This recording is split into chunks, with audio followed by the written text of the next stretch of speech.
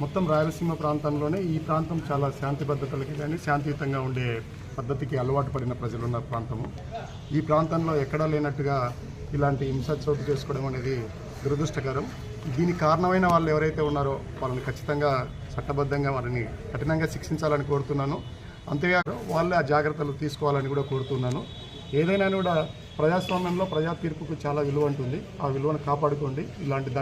ఇలాంటి పనికిమాలిన పనులకు ఉపయోగించొద్దని నేను మనసారా వాళ్ళకి తెలియజేస్తున్నాను, హితవు పలుకుతున్నాను. పోలీసులు, ముఖ్యంగా పోలీసు వ్యవస్థ దీన్ని చాలా సీరియస్ తీసుకోవాలని కూడా కోరుతున్నాను.